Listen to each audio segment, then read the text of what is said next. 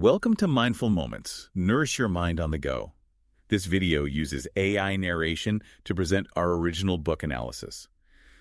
Today, we're diving deep into Suzanne Collins' The Hunger Games. You might have seen the movie, but the book is just something else. It's like way more raw, and intimate. Oh, absolutely. The movie's good, don't get me wrong, but it just can't capture all the depth of Katniss and all the stuff she goes through. Yeah, and all the choices she has to make.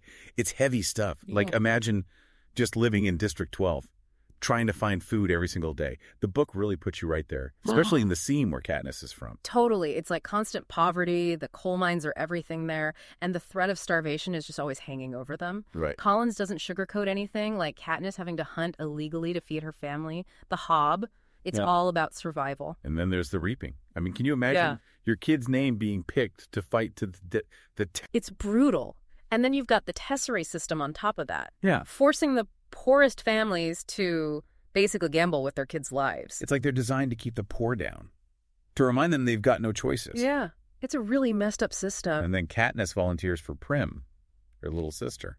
Yeah. I mean, talk about an act of love. It's incredible. It shows how far she'll go for family. It really sets the stage for her whole journey. Yeah, like from that moment on, she's in the Capitol's arena fighting for her life and facing all these moral dilemmas. Oh, yeah, we can't forget Gale, Katniss's hunting buddy. He's a big part of the story. They're so close. They've been through so much together, growing up in District 12. They get each other. For sure. And their relationship adds another layer to everything because Gale represents her old life before the games. Right, like freedom. But as she gets pulled deeper into the Capitol's world, their bond is really tested. Yeah. And then there's Embark, the baker's son. Remember when he gave Katniss bread when she was starving? Oh, yeah, years ago. That one act of kindness comes back in a big way. Huge. It creates this connection between them. Definitely. This shared history that becomes super important for their survival. But it also makes things complicated. Absolutely. Because now they have to play these roles that the Capitol wants them to play. Right. Like the star-crossed lovers thing. Exactly. The Hunger Games are like this. Twisted performance. Totally. The Capitol is in control of everything. The environment, the challenges. It's all for their entertainment. It's like a reality show, but with life or death stakes. Seriously messed up. And the game makers, they're like puppet masters, deciding who lives and who dies. Yeah, they have all the power. It shows just how far the Capitol will go to keep the districts in line. So how does Katniss even handle all this? Going from this girl in the seam to being thrown into this arena. It's pretty amazing. She adapts so quickly. She's a survivor. She uses her hunting skills, her knowledge of the woods, and her instincts. Stuff. But she's also really smart. She can outthink her opponents. And she takes risks. Yeah, she's not afraid to challenge the rules. Like when she teams up with Rue. Oh, yeah, that's a powerful moment. This little girl from District 11. Shows that even in this brutal arena, there's still room for connection. But it also highlights the cruelty of the games. Because Rue's death. Man. It's heartbreaking. It changes Katniss, though. Yeah, it makes her even more determined to defy the Capitol. It also pushes her closer to Peeta. Because now they have to play the star-crossed lovers for real. Yeah, that was Haymitch's idea. Their mentor. He's a smart one. He knows how to play the game. But for Katniss, it's confusing. Totally. She's trying to survive, but also having to act. Blurring the lines between what's real and what's not. Exactly. It's a tough situation. And then the Capitol changes the rules. Allowing two victors from the same district. Crazy. It gives them hope. But also more pressure. Now they have to work together even more. Yeah. The stakes just got higher. For sure. They have to adapt and try to figure out what the Capitol will do next. While still fighting for their lives. It's intense. And then there are those wolf-like creatures. The mutations. Oh, man.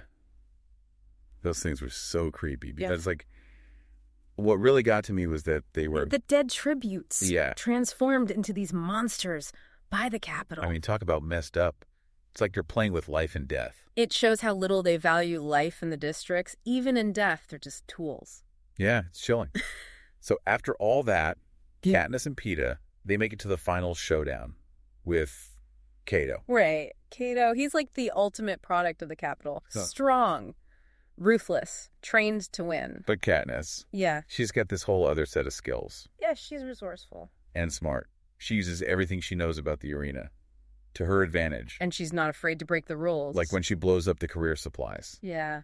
Using those minds. Yeah, that was a game changer. Totally. It showed that she could use the Capitol's own tactics against them. And it's not just about winning the games anymore. No. Her actions have consequences. Like the uprising in District 11 after Rue's death.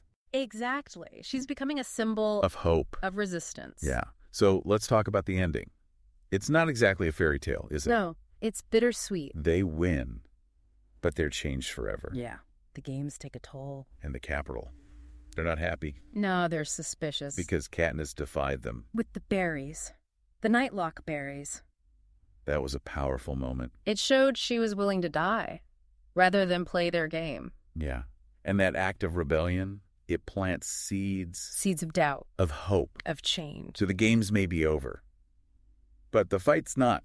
No, it's just beginning. A Hunger Games. It makes you think about power. And control. And what happens when people have too much of it. It's a story that stays with you. Yeah.